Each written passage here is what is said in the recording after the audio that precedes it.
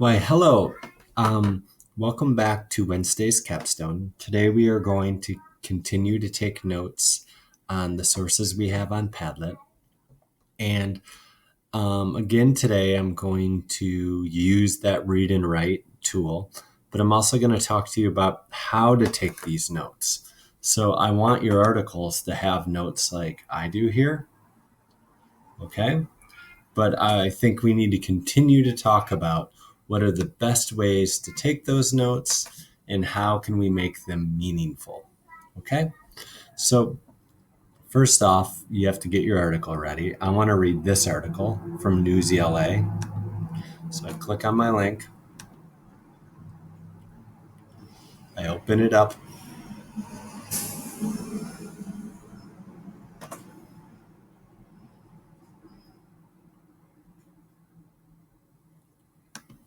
Okay. This article is about America's cruelest, richest slave traders. So last time I read about people who fought against slavery. This time I'm reading about actual people who were enslaving people. So before I start, I want to go to my slideshow I have for you here and talk about a few things.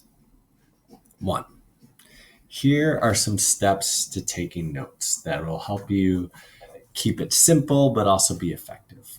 First thing is to use your read and write tools to make reading the article easier. So up here you have the read and write tool, and make sure you use that to help you. Sometimes you're going to have certain articles or certain websites that it won't work, and then it doesn't work. What can we do? But when it does work, use it. Okay? This step will always work. Stop often and think. Okay? You just have to stop and think. There's no way around that. Stop and think. If you can't think, you got to go back and figure it out. Stop and think. Stop and think. Have to do it. Third step, and I know this isn't a fun step, but it's a necessary one, is you should read your article twice. Okay? It's hard to know what to take notes on, to really understand it until you've gone through the article twice. All right? I truly believe that. And your fourth step is you're going to write 3 to 5 notes after all of that. Now, what notes to write? Well, you're going to write what would the author say is most important? Like, what's important about the article? We don't need tiny little facts. What's important? What's it about? Get those things. Okay, so we're going to practice this right now. So the first thing I'm going to do is I'm going to do step 1.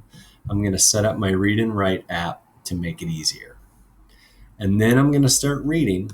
And as I read, I'm going to stop often and think. I'm going to do these first 2 steps. Okay, let's see if it lets me split the screen and use the tool.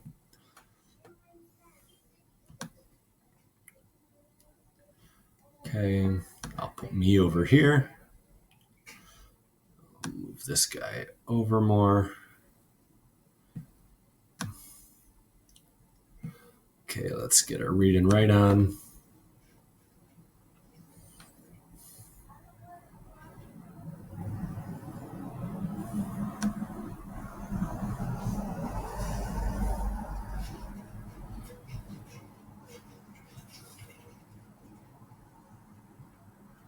Okay, so I have read and write is loaded. Now I want to go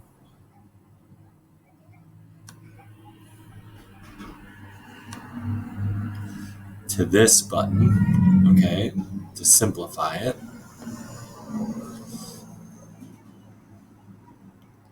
Let's see if it allows me to, yep, okay, great. So I've simplified the text.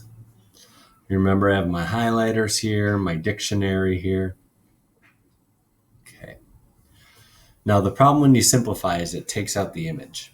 Okay, so if you don't like the simplify, don't use it. I just like seeing it like this. I'm going to make it a little bit bigger. Okay. So now my steps are: stop often and think. I'm going to read this article just like I would in my head, and I'm modeling for you what I want you to do. The two most ruthless traders in America were Isaac Franklin and John Armfield. Together, they sold more enslaved people and separated more families than almost anyone else in America. They also made more money. Between the 1820s and 1830s, the two men were the tycoons of the domestic slave trade. Wait, what's tycoons? Use my dictionary. No match was found. But I could Google it, right? So I'm going to go tycoon. A wealthy, powerful person in business or industry. So between 1820s and 1830s, the two men were powerful men in the domestic slave trade. So this paragraph is saying that these two guys sold enslaved Africans. They separated families, and they made a lot of money. Okay, so I think it's about how these guys made a lot of money, were very powerful. In 2019, the United States marked the 400th anniversary of the arrival of the first enslaved Africans in Jamestown. America still struggles to confront slavery's brutality. It is also having to come to terms with the people who profited from slavery. Few grew richer than these two Virginia slave traders. So I think this paragraph saying that in 2019, so like earlier this year, it was the 400th anniversary of the first enslaved Africans. Okay. And they're saying, but even though it started 400 years ago, I think they're saying that America's struggling to confront. They're struggling to like deal with the problem, right? Even though it was 400 years ago, they're saying America still struggles to deal with slavery. Maybe they don't like talk about it enough. And maybe they don't talk about the people who made money from slavery, who benefited from it. Okay? The success of Franklin and Armfield was immense. The duo made a fortune worth several billions in today's dollars. They retired as two of the nation's wealthiest men, according to Joshua Rothman. Rothman, a professor of history at the University of Alabama, is writing a book about them. Franklin and Armfield transported an estimated 10,000 enslaved people during their careers, according to Rothman. Whoa. So this is saying that when these two guys retired, they were like the wealthiest men in the country. And the two of them, wow, moved or sold over 10,000 enslaved Africans. That's a lot. These guys, oof, powerful. Wow. Okay. So I'm going to pretend that's the whole article, even though it's only the intro of the article. Okay. So what you notice was so far, I used read and write tools to make the article a little bit easier. I didn't highlight today, but I used the Simplify and I used the dictionary. I stopped often and thought about it. Now I'm going to read it a second time. The two most ruthless slave traders in America were Isaac Franklin and John Armfield. Together, they sold more enslaved people and separated more families than almost anyone else in America. They also made more money. Between the 1820s and 1830s, the two men were the tycoons of the domestic slave trade. In 2019, the United States marked the 400th anniversary of the arrival of the first enslaved Africans in Jamestown. America still struggles to confront slavery's brutality. I like these two ideas. One, that it's been 400 years, and that America still struggles to confront slavery, to deal with slavery. It is also having to come to terms with the people who profited from slavery. Few grew richer than these two Virginia slave traders. The success of Franklin and Armfield was immense. The duo made a fortune worth several billions in today's dollars. They were like billionaires from slavery. They retired as two of the nation's wealthiest men, according to Joshua Rothman. Rothman, a professor of history at the University of Alabama, is writing a book about them. Franklin and Armfield transported an estimated 10,000 enslaved people during their careers, according to Rothman. So, I used read and write tools. I stopped and thought a lot. I read it twice. Even when I read it the second time, I didn't stop as much, but I was thinking out loud a little bit. Now I'm going to write 3 to 5 notes. Okay? So now I go back to my Padlet. And I find that. I click on the 3 dots. I go to Edit Post. If you're not doing this, I know you're not watching this video. Okay? If you watch this video and you made it to the point for your notes today, today's Wednesday, you are going to do this. You're going to put, you're going to title your notes, Important Notes. I will know if you got to this part of the video, if your notes are entitled Important Notes. Okay? All right. So what's important from this article? Well, I think the first thing is and so when we think about what's important, we're not just thinking about like what was interesting. We're thinking like, what does the author want us to remember? Right? What are the main things? I think they want us to remember it's been 400 years since the first enslaved African was brought to America.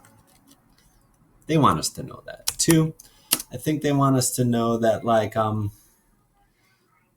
the U.S. struggles to deal with its history of slavery. Don't you think they want us to know that? Then I also think they want us to know that some people really benefited and had success because of slavery. That's a horrible truth, but they want us to know that. And then 4, I think they want us to like know about those guys, right? What were their names? Franklin and Armfield. What were their first names? Isaac Franklin and John Armfield.